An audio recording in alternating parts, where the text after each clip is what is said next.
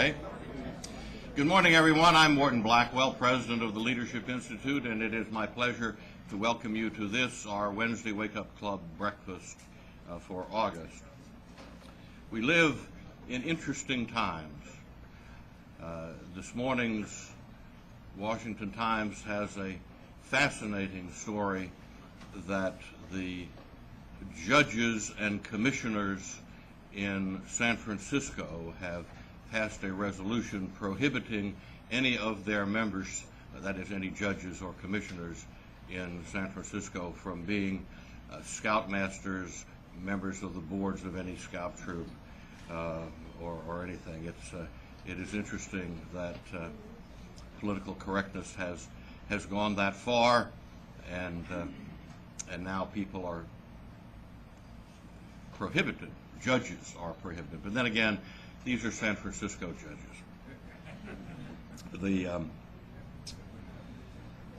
I do want to recognize somebody who is not often here with us at the Wednesday Wake Up Club breakfast, my son William. William, would you raise your hand? I introduced him so the young ladies could see him. William is 28, single, and has a good job.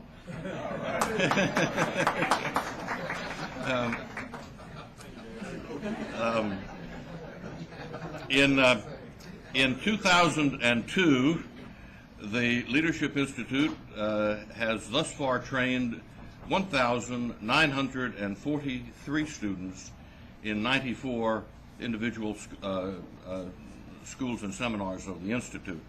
And we placed 37 job seekers through our free employment placement program, which is free, of course, to job seekers and to employers. And you'll hear from their director in a minute. You have before you at your table our 2002 current school schedule. I would ask that you take a moment to review the calendar of our schools and consider attending any of our programs, and think about people whom you know who might be appropriate to attend any of our programs. They are inexpensive. The revenue to the Institute from registration fees at our schools constitutes about 1.5% of our total revenue. The rest is generously donated by the Leadership Institute donors. So the price is right and the training is excellent. Now my pleasure to introduce to you Joel Brewer. Joel is the coordinator here for our interns and special projects, and in this capacity he selects and oversees our Leadership Institute interns, and he coordinates events such as our annual 4th of July soiree. Joel recently moved to Washington, D.C. after having spent 2 years playing professional soccer with the Dallas Sidekicks, which followed his college graduation from Southern Methodist University in Dallas. Joel, will you come up and lead us in invocation and pledge, please?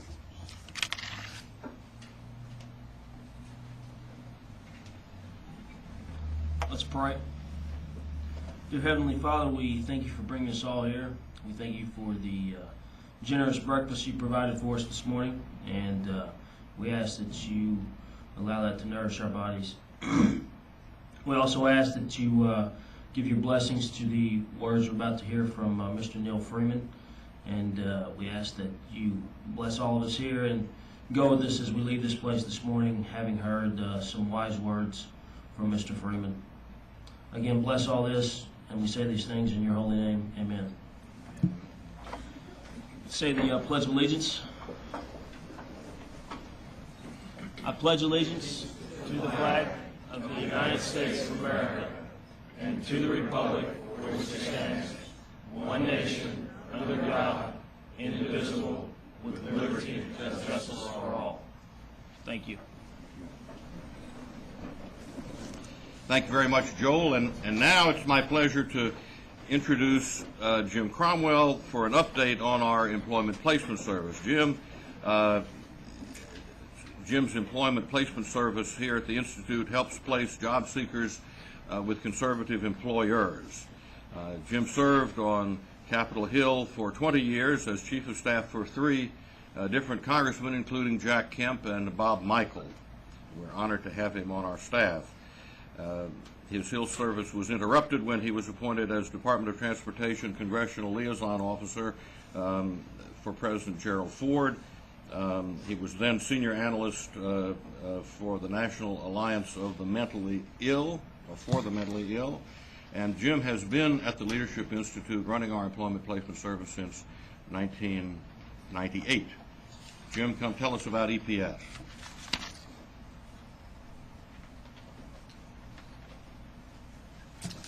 Thank you very much, Morton, and good morning. Good to see all of you here. After a conservative college grad or a professional changing careers submits a resume and application, the Leadership Institute does not say thanks and good luck. It offers something that every job seeker needs: continuing assistance. That is where the Employment Placement Service, EPS, comes in. Over the years, EPS has helped place hundreds of conservatives in important positions in the administration, Congress, think tanks, and the private sector with firms involved in public policy. We continue to emphasize a hands-on policy, encouraging all candidates to come in and personally meet with me and staff to assist in developing a comprehensive job search strategy. So far this year, we've had about 200 of those conversations, including telephone interviews. This is the type of service one would receive from the best employment agency. Even the Heritage Foundation sends to EPS those job seekers in their database in need of this type of counseling. As to the reaction to our service, a young graduate who just got a job recently wrote, "I appreciate the time you took to review and critique my resume. This job search was an educational experience. Your advice and encouragement went a long way toward helping me keep the process in perspective." Another from a senior professional who had been in the workforce very successfully for a number of years is changing his career. And he wrote, "Thank you again for your interest and support concerning my networking and for your resume tips. I enjoyed today's meeting and will keep in touch." And then finally, one from an administration official. "Thank you for all your help. You made my search for staff easier than it ever would have been but for your intervention. Even though you aren't on the Hill anymore, it is still great working with you for the cause." Now, as you can imagine, these are personally rewarding, but most importantly, they reflect credit on the Leadership Institute. EPS will continue a major emphasis on this counseling in order that the reputation for quality service at the Leadership Institute is maintained. At the same time, we will continue to explore ways to increase the quantity of our placements. This year, I've been talking regularly to a number of employers, both in government and in the private sector. In most cases, they are receiving 100 resumes or more for every job announcement. Obviously, EPS has been hit by the law of large numbers, which is the result of a poor economy and huge layoffs combined with the necessary reduction in EPS staff. So our placements are behind last year's total at this time. But the EPS intern, Katie Andrews from Defiance, Ohio, continues to be a valuable asset in maintaining our database and responding to our close conservative employers who still call regularly for special requests from our job bank and receive prompt service. I saw Katie somewhere. There she is back there. Moreover, we continue to work with Heritage and Capitol Hill staff to promote programs for conservative job seekers. Lynn Gibson of Heritage and I, with key staffers from the House and Senate, here recently served on a panel to educate about 65 students from the American Association of Christian Schools right here in this room on how to prepare for public policy job search. This same panel will meet next month at Heritage with all the college career counselors from this immediate area and the surrounding states on how to help their students find careers in public policy. Also, the move to full electronic application and placement in the near future is expected to help significantly. We are not currently state-of-the-art in a program involving a database of over 200 active job seekers. The new design will combine the database with the LI website and is expected to increase the efficiency of administration as well as the quantity of our placements. This obviously is a special program to assist the job seeker. So as you might assume, Morton recently tossed out an interesting challenge to EPS and the LI information systems. How can we improve the efficiency for helping the employer? By utilizing our currently Ready for Hire concept on the website. Now, as some of you may know, Ready for Hire currently promotes new entries into the EPS database by a blast fax. The new concept would utilize email and the web for employers. And I don't know, I haven't seen this anywhere, so it's a great idea, Morton. So with special promotion, we hope to provide a site which an employer can access at any time to find the person they are looking for. We can add new entries every week as applications come in, and also provide the ability to review those earlier entries into EPS who are still looking. EPS Graduate Development and our information systems are now working on just such a program to service all employers and headhunters on the website. We're optimistic that this will provide personnel specialists and human resource managers with a unique opportunity to go online each day and get information on new talent coming through LI schools, as well as highly skilled and motivated conservatives who are making career changes. Thanks very much.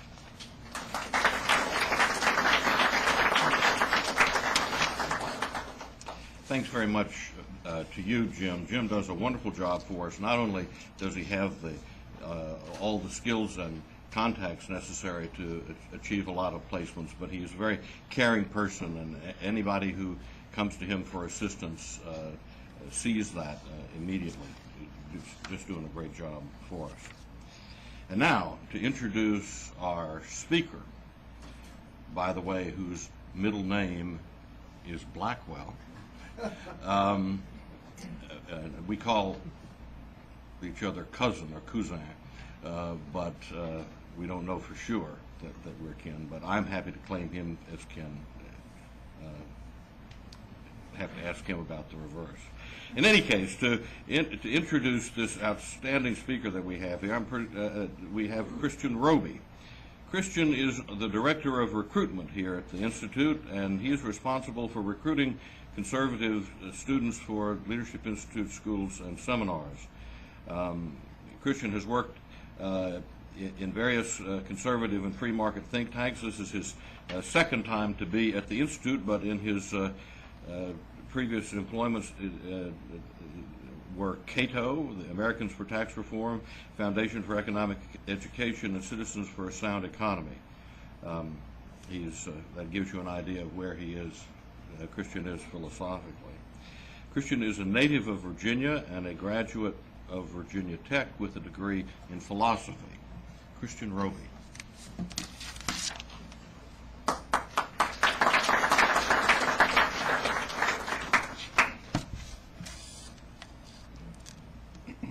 Well, good morning, ladies and gentlemen. It is now my pleasure to introduce Mr. Neal Freeman. Mr. Freeman is the chairman and CEO of the Blackwell Corporation, which he founded in 1981. The Blackwell Corporation is a television production company that provides a broad range of client services, including strategic communications and management consulting. He's also the chairman of the Foundation Management Institute, chairman of the board of advisors of the investment advisory firm trained at Babcock Advisors, director of National Review Incorporated, and a member of the Board of Visitors, Institute on Political Journalism, Georgetown University. Mr. Freeman previously served on the board of directors of ComSet Corporation and GRC International.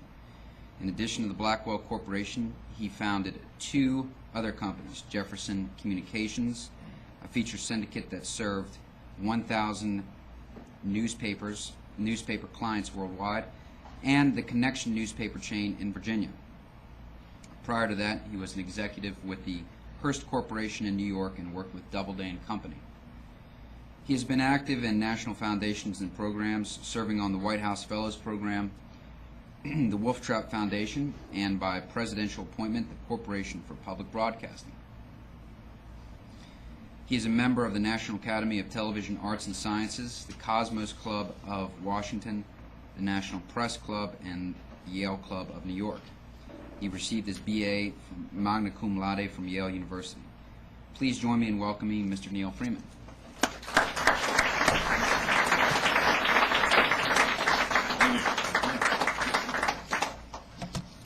Good morning. Thank you all. Thanks especially to Christian for that long introduction. I forgot how old I was. And also to Joel for praying over me. I may need that for a morning address.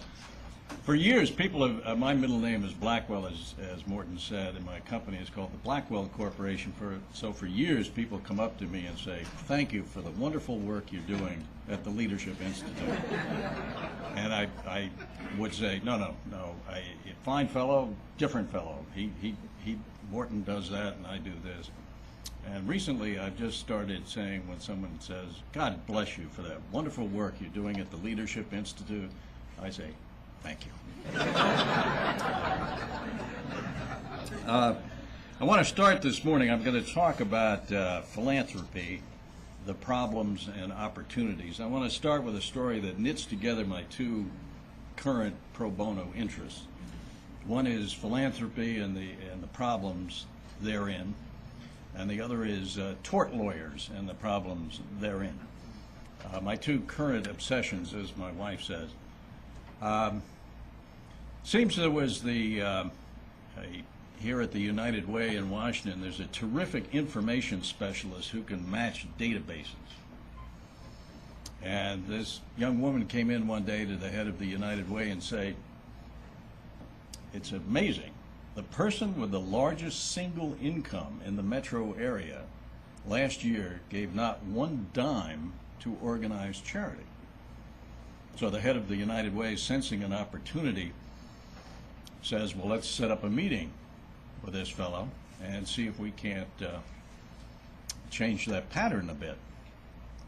So they get an appointment with the tort lawyer, and they go to his baronial office, and the head of the United Way cues the staffer, and the staffer says, Mr. Jones, we understand that as a result of our extensive research that you are the single highest paid person in this market.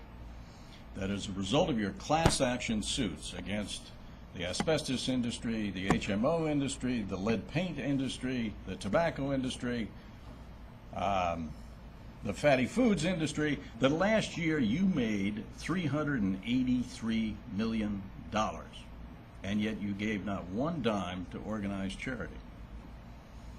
And the tort lawyer says, well, does your research also show that I have 3 children in graduate school, all of them in Ivy League schools? Well, no. Well, does your research show that my 87-year-old mother has medical bills running upwards of $100,000 a year? Well, no. Well, does your research show that my sister and her 5 children were left penniless when her husband was killed in a car accident? Well, no. Well, if I wouldn't help them, why would I help you?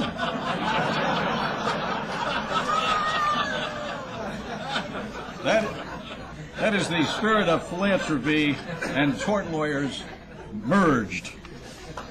Let me tell you about modern philanthropy, and everything I say here is subject to improvement by Terry Scanlon, who's been at this game a lot longer than I am and knows a lot more. But if you would, pull out a chart at your table that Kim Farmer was nice enough to distribute, and is titled, Remember the Titans. This chart repays a little study. But first, let me suggest why it does.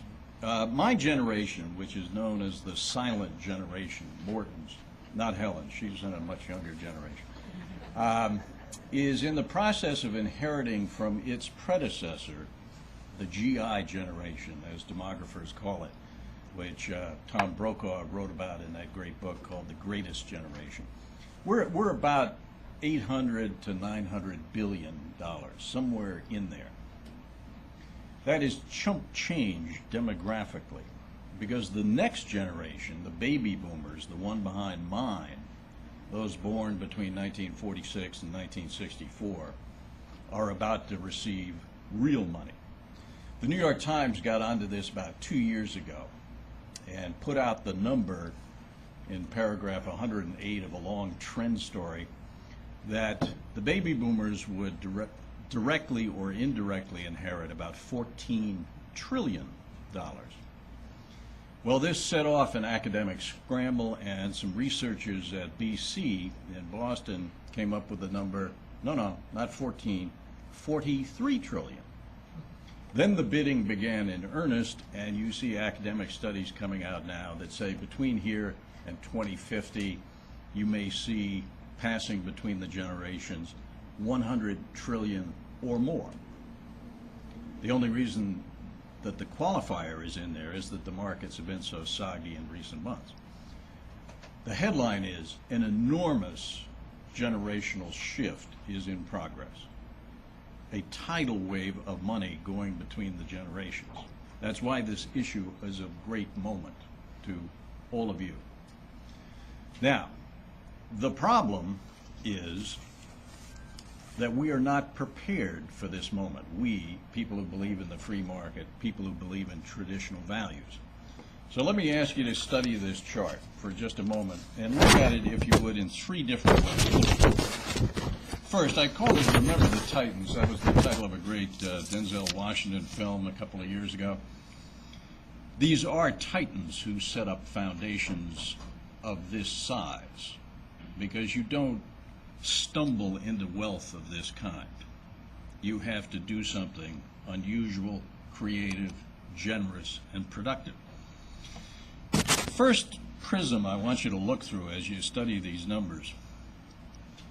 These are the largest 10 foundations in the country, which is to say that the largest 10 in the world. The U.S. is a world leader in philanthropy. This is the philanthropic establishment. And that establishmentarian leverage asserts itself in three ways. First, when the foundation world talks to power, it's an executive or trustee of one of these. When they speak to Congress in testimony, when they speak to the media, when they speak about public policy. Second, this is the breeding ground for the leadership of the foundation world. When a smaller foundation hires a president, they hire a vice president or a program officer from one of these large foundations. So it is, in effect, the leadership institute of the foundation world. Think of these 10 as sitting atop a pyramid of 78,000 private foundations. Big growth business, probably 600 a week coming online, just expanding exponentially. So you're talking about these values being passed on to other foundations, which yields the third perspective, which is that these 10 set the fashion in grant making.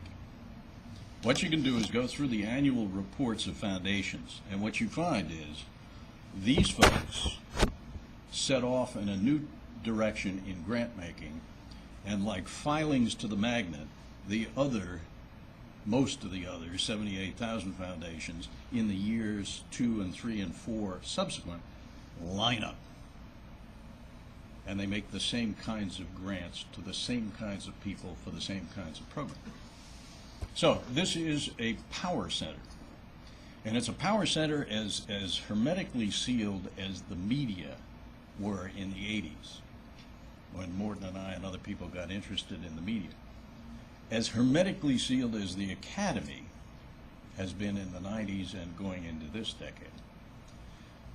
Almost unchallenged in the way flabby establishments are. So that's one way to look at this. The second way to look at this is from the money flows. Where did the money come from? And this is a great economic story. Look down this list. These are the icons of democratic capitalism. These are the men who made what historians are already calling the American century. Take a look at that. Number 3 position, you have the first great entrepreneur of the 20th century, Henry Ford. Number 1, you have the last great entrepreneur of the 20th century, Bill Gates. The one gives us the personal automotive operating system to take us around the neighborhood. The second gives us the personal computer operating system to take us around the world. In number 2 position, the Lilly Endowment.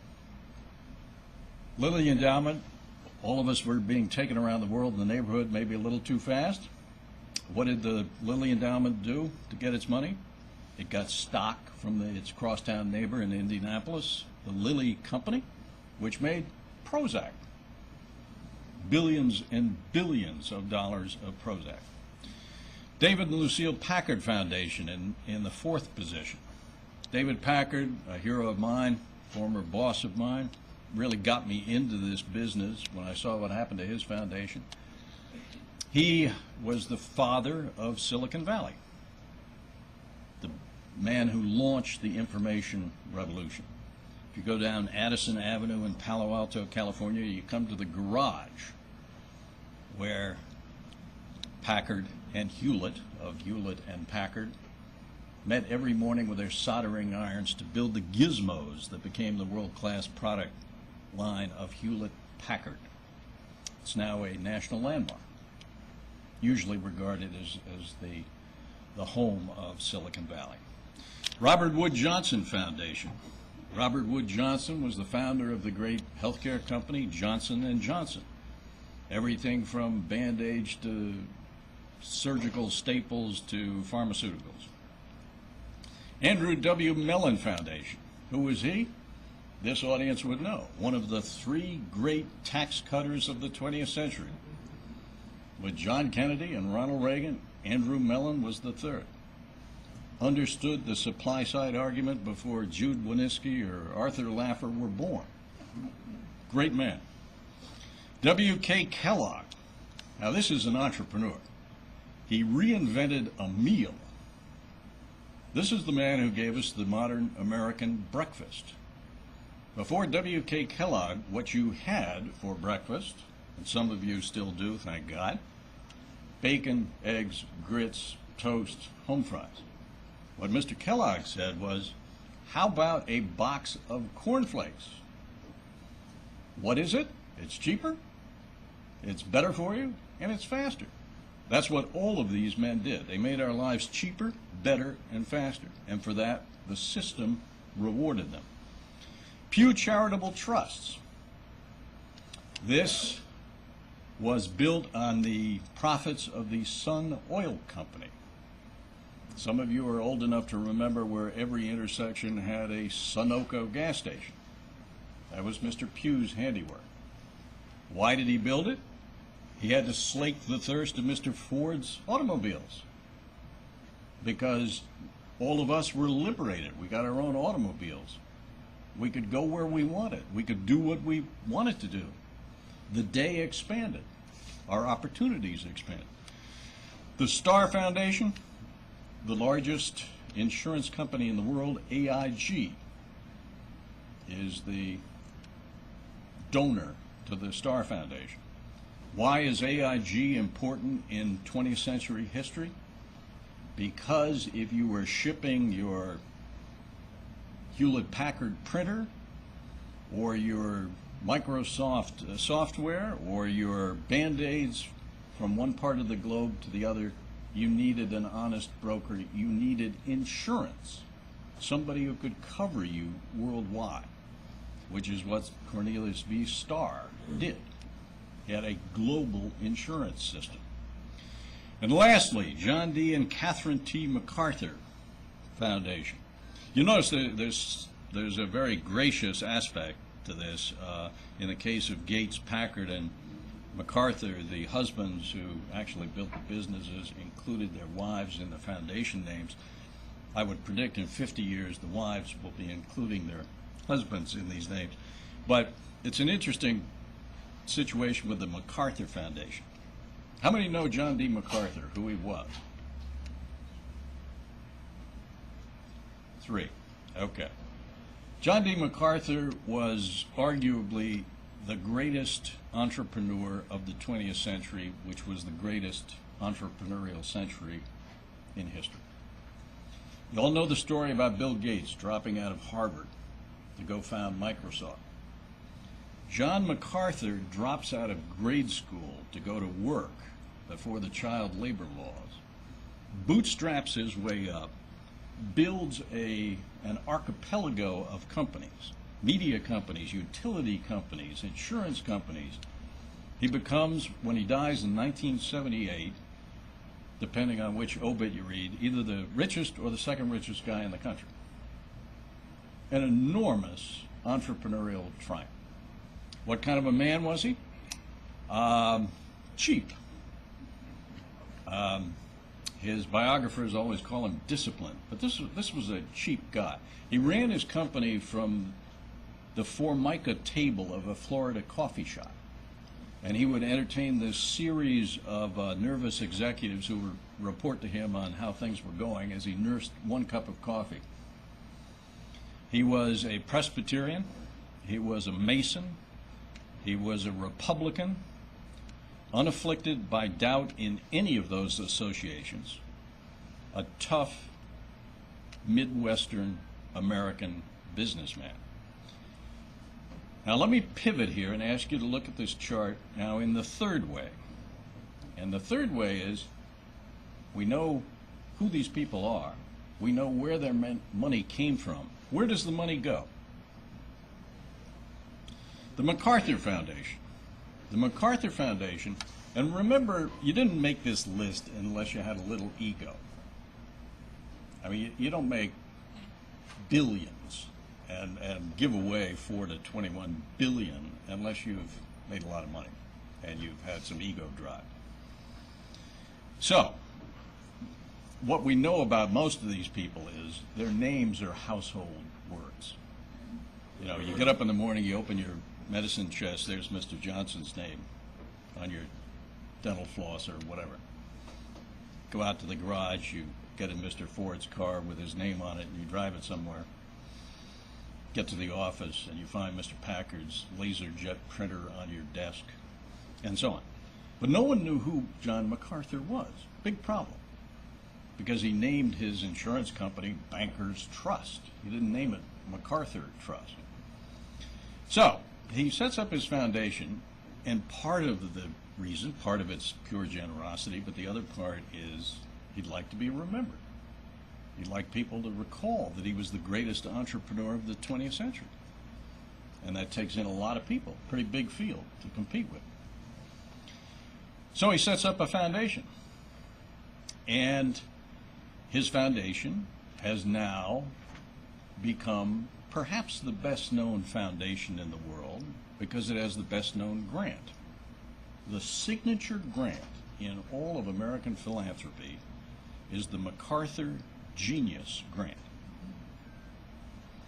Anyone got a MacArthur Genius Grant here? Sorry to hear that. Every year, I think about May or June, the MacArthur Foundation calls somewhere between 10 and 20 people and says, congratulations, you've just won a MacArthur Genius Grant. I am putting in the mail to you today a check for $500,000. Now, what do you have to do to get the grant? Nothing. There is a secret board that identifies MacArthur geniuses. What do you have to do after you get it to earn your keep? Nothing. You get the $500,000 for being you. Now, let me tell you who won. I know you didn't win. I'll tell you who did. Among the winners were a vice president of the Audubon Society, the executive director of the Nadales Institute for Sustainable Development, a scientist who specializes, quote, in climate change, a behavioral economist, a commentator on race in America, a lobbyist for the National Council of La Raza, a woman who has spent 25 years documenting the black experience in photography, and a cartoonist, quote, who captures the detritus of urban life. Now, let's assume they're all geniuses. Rather large assumption, but let's assume that. What do these people have in common? Every one of them would have offended John MacArthur. But what has happened to his philanthropy, the $4.5 billion he gave in the innocent assumption people would extend his values and his vision down through the decades? What you have is he will be known forever because these grants will be given in perpetuity. But he won't be known as John MacArthur, the great entrepreneur. He will be known as John MacArthur, the author of those daffy, do-nothing grants. Now, this opens the door on what the problem is, and you can march through the foundations at the top of this pyramid, the heart of the establishment. I'll leave out both Starr and Gates. Starr Foundation is too new, basically. It was run until about a year or two ago by the godson of C.V. Starr, so the connection with the donor was very tight. Bill Gates is still very much alive and may be active in the foundation for another 30 years or so. But take a look at the rest of them. Pew Charitable Trust. The head of the Pew Charitable Trust says the gem, the jewels of the programs at Pew are the environmental programs. The environmental programs have been the principal funder of aggressive environmental groups that attack the resource extraction industry. In other words, you have the perfect vicious circle. Sun Oil Company funds the Pew Foundation, which funds environmental groups which attack the oil industry. W.K. Kellogg, flinty Midwestern guy, set up his foundation and says, what I want to do is help people help themselves. Very instructive to go to the websites and read the actual grants. Here's the list of grants. There's a lot of overlap between these foundations, but the distinctive grants from Kellogg are the Council on Foundations, the Foundation Center, the Aspen Institute on Philanthropy, the Philanthropic Initiative, the Committee to Encourage Corporate Philanthropy, the National Center on Nonprofit Enterprise, the Women's Funding Network, the Association of Small Foundations, the National Center for Nonprofit Boards, on and on and on. In other words, the Kellogg Foundation, which was supposed to inspire and nurture self-reliance, has become the principal funder of the philanthropic management class. Philanthropoids literally helping themselves. Is this what Mr. Kellogg had in mind? Take Andrew Mellon, our great tax-cutting hero. They were the principal funder of the assault. I used to run around the country last year debating Bill Gates Sr., Bill Gates of Microsoft's father, who is appalled that the estate tax may be cut. And his organization was funded by the Andrew Mellon Foundation. Can you hear the body revolving in the grave? And every one of these debates would so frustrate me. I'd say, Mr. Gates, you're a wonderful man, and I'm sure you're a fine father, but what do you have to teach us about the dynamics of inheritance, you being the father of the world's richest child? I mean, it's bizarre what is happening in that debate. David and Lucille Packard Foundation. I won't beat this horse, which is already dead much longer, but let me just say, Packard dies in 1996. Remember, his entire life is dedicated to the proposition that technology can transform our lives for the better. The cheaper, faster, better formula. That it liberates people so they have more time for their families, more time for their intellectual pursuits, more time for their church, more time for the worthwhile things in life. That was the essence of his entire life, from when he gets out of Stanford Engineering to the day he dies in 1996. The Packard Foundation, dominated by guilt-stricken relatives, resentful lawyers, and activist liberals, now has become the principal funder, the largest funder outside of Beijing, of the sustainable development movement.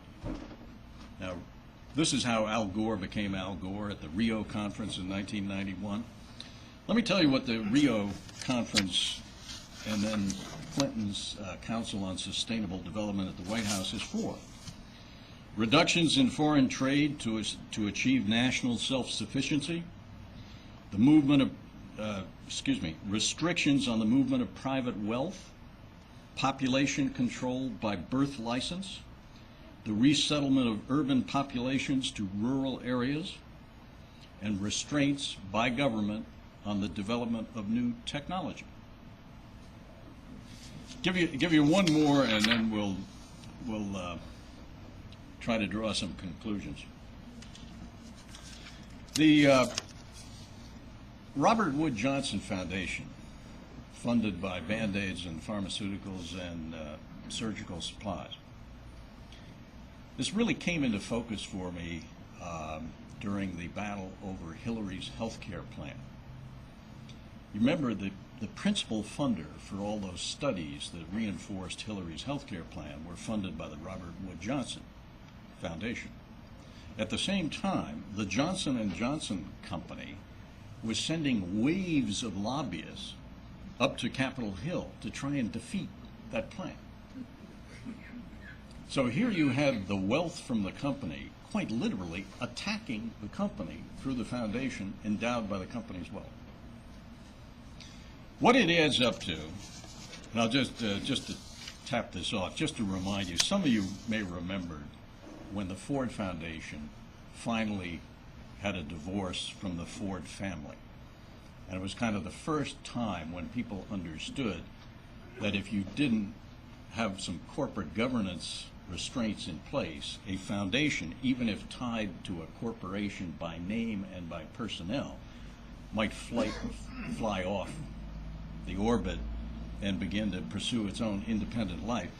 This is, let me read you a short clip. This is from the Wall Street Journal, February 1977. Henry Ford II quits Ford Foundation in surprise move. Dateline Detroit.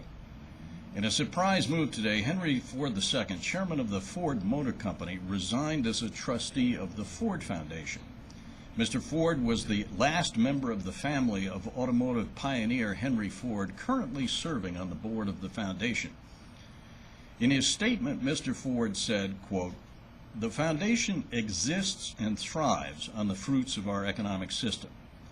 The dividends of competitive enterprise make it all possible. It is hard for me to discern recognition of this fact in anything the foundation does." Clear statement of the problem. What you have, if you look at this list, you have the great fortunes of modern capitalism now turned to the service of anti-market initiatives. You have the great names of the American century now fronting for the centrifugal forces of multiculturalism. You have the great names and the fruits of technological genius now funding the corrosive campaigns of junk science. What we're in for, unless people like us begin to take corrective action, is that the entrepreneurs of the Reagan and Clinton era may wind up a generation hence funding posthumously an attack on the system they built. That's the problem. Thank you.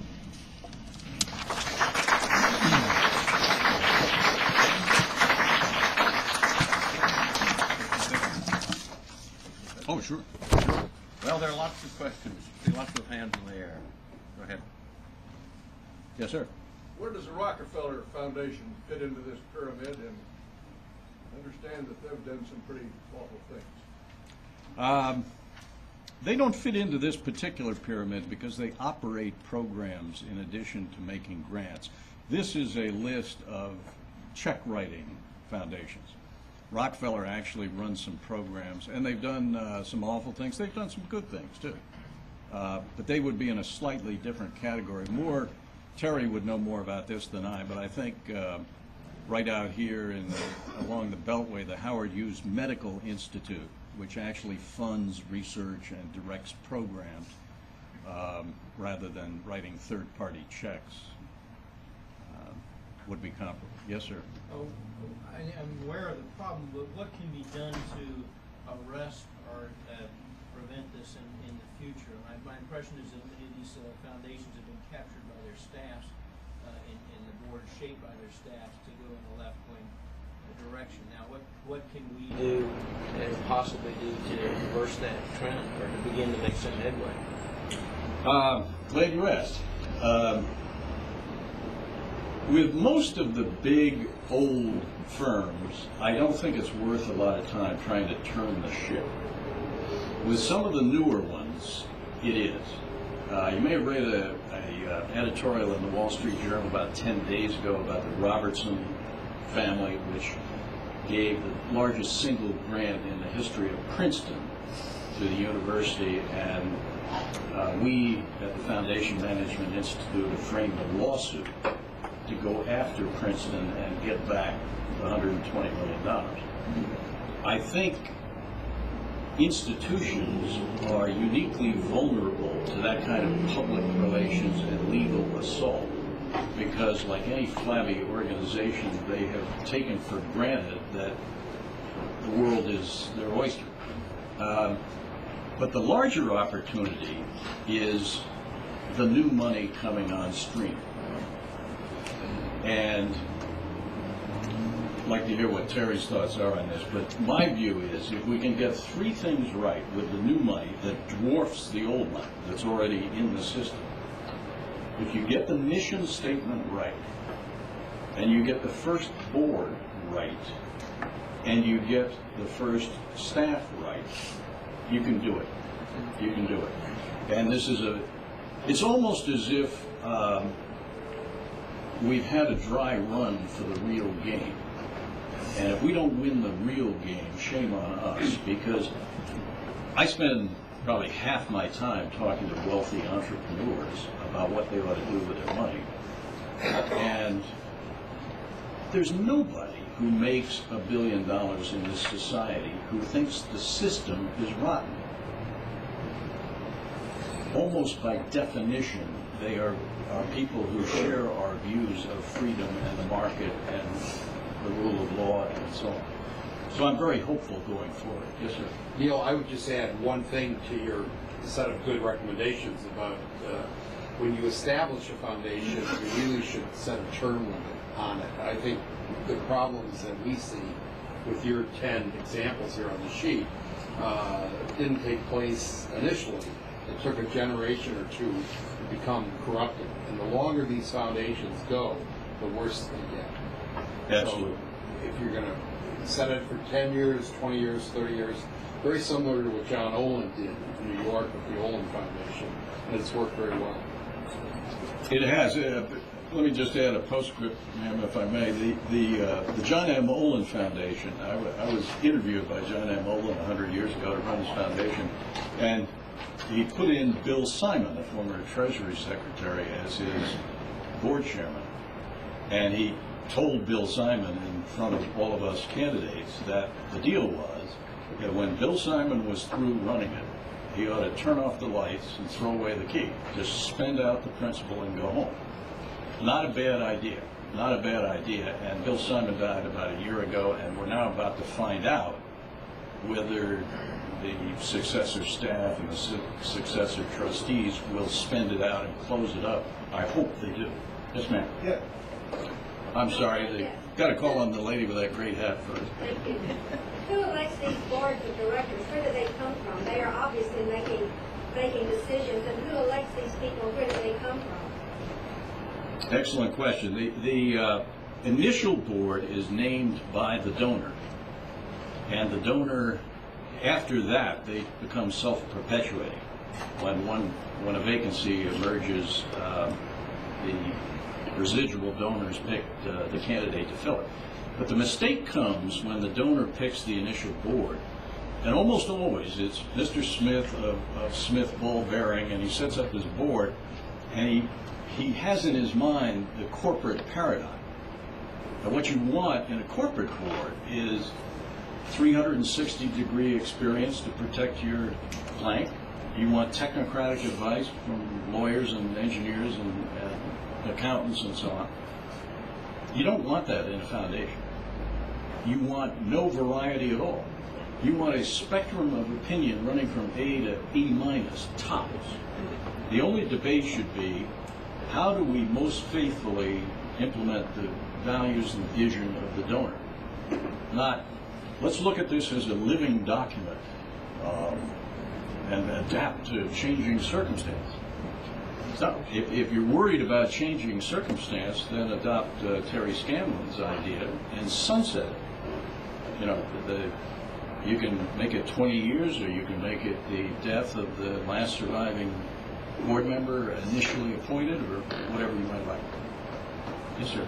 To my knowledge, there's been but one congressional investigation of all this. Back in the 50s, the last time the Republicans held Congress before they went into a 40-year dry period, there was a congressman named E. Carroll Reese that headed a committee that held some real stormy hearings about this, got a lot of publicity. Wayne Hayes was the ranking Democrat, and he raised all kinds of hell when the committee said it shouldn't be held. I mean, it was entertaining, but what came of it? What came of it is what will come of the next one, which is, or this Robertson suit against Princeton, which is that foundations become so self-indulgent only because there's no challenge. For instance, the only person, we went through this with a foundation recently, the only person who can sue a foundation, unless it's a family member personally aggrieved, is the Attorney General of the state in which the foundation is domiciled. Now, if you're a politically ambitious Attorney General, the idea of going up against $1 billion foundation with squads of lawyers from the best firms in the state is not what you're eager to do. Now, what happened after Carroll Reese's hearings is there was about a half-decade of relative sobriety.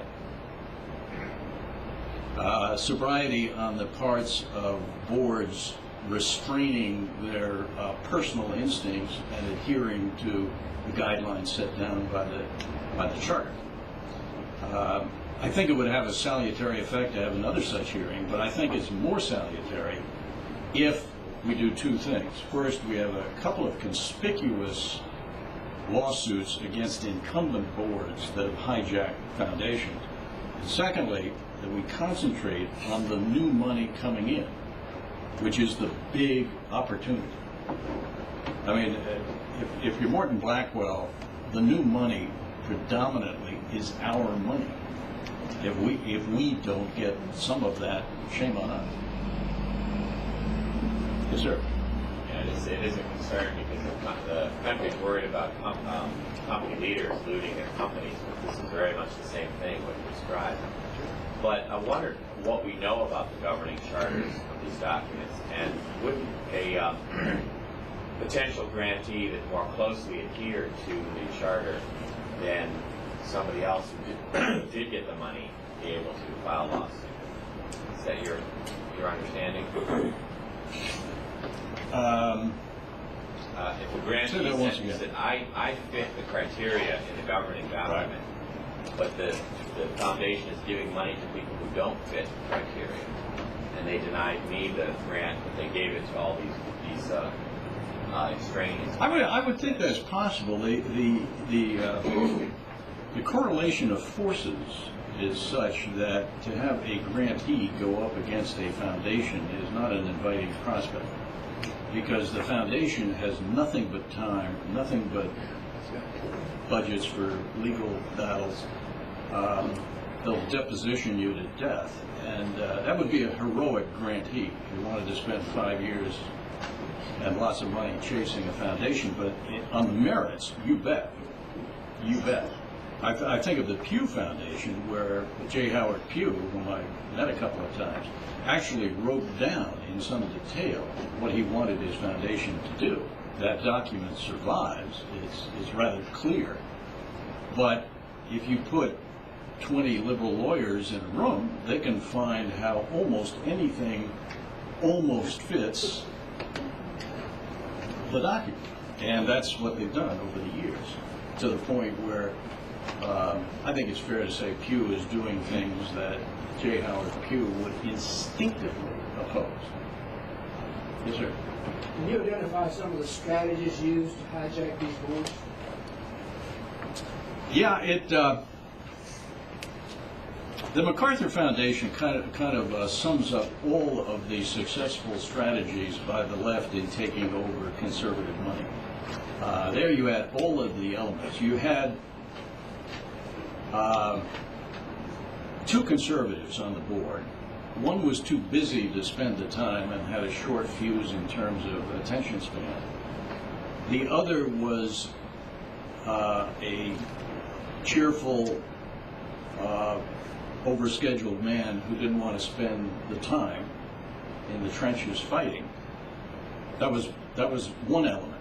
Then you had some social ornaments from Chicago society who were easily led by the media and the best and brightest people into thinking what was good for the community and the foundation.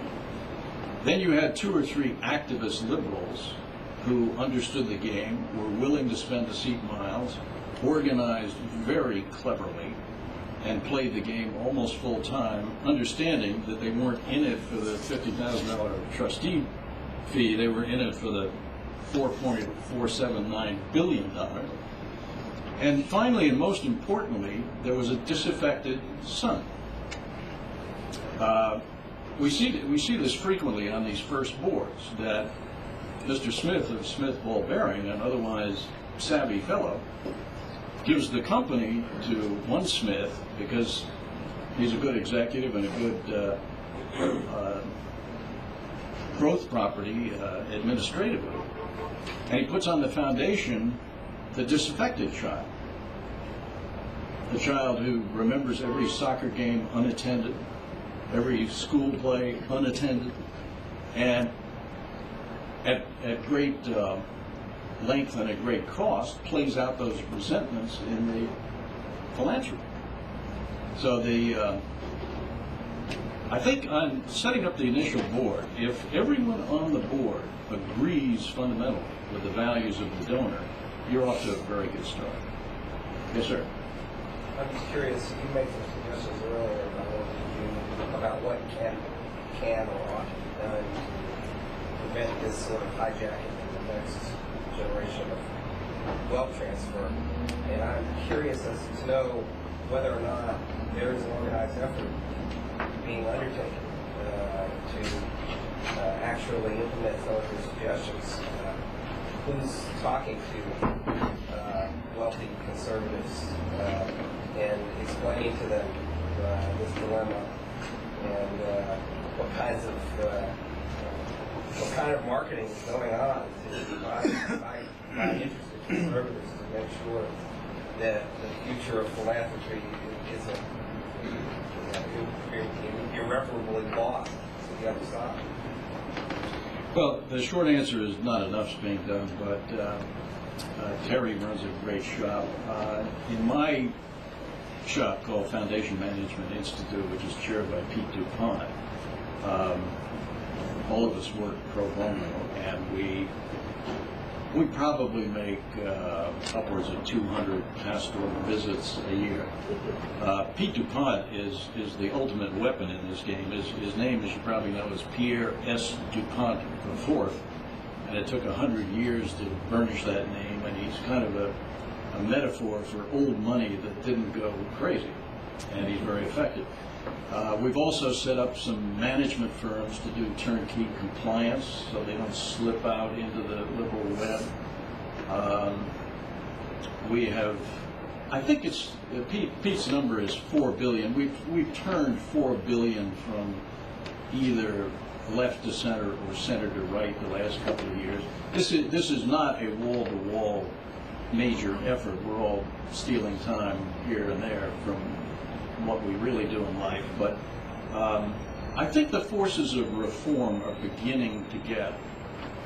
I'm generally hopeful about this. Is there a resource manual, an easy to use guideline, a symbol somewhere that can be distributed to? Yeah, I'm vice chairman of something called Sterling Foundation Management. We manage about 43, 44 foundations and do all of the filing, the board work, the grant evaluation, all of that. We're getting into place, but as conservatives always do, it proceeds organically. For some reason, throughout my life, I've always had this fantasy that the left has one of these meetings and everyone gets signed up to do their roles and they go out and do something. I think they're so instinctive now they don't even need a meeting. Whereas we have to proceed by fits and starts and accommodate individual passions and... Well, they are progressive and we are reactive. That is quite true, but I also think, and Morton's the expert on this, you look back at how far we've come. I should finish by telling you where I met this guy. We were running a young Republican convention in some flea bag hotel in Middle America, and I was told our candidate could become national chairman if we could persuade the head of the Louisiana delegation to support us. Enter Mr. Blackwell. We met, I believe, in a bathtub. The suite was so full that the only quiet place we could find was a bathtub. And we negotiated the election of someone I've now forgotten, but I'm sure he was a great American. But we've come a long way from the bathtub. So thank you very much. I appreciate it.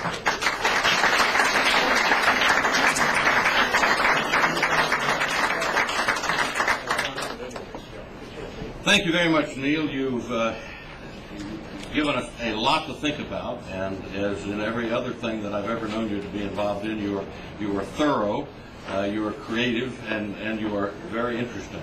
And I thank you. And we've worked on other projects off and on over the years. And when I was at the Biggery Company, Neal was of assistance in publications, Conservative Digest magazine, New Right Report, where I was working at the time. And Neal is just an excellent person, and I'm so glad he's come.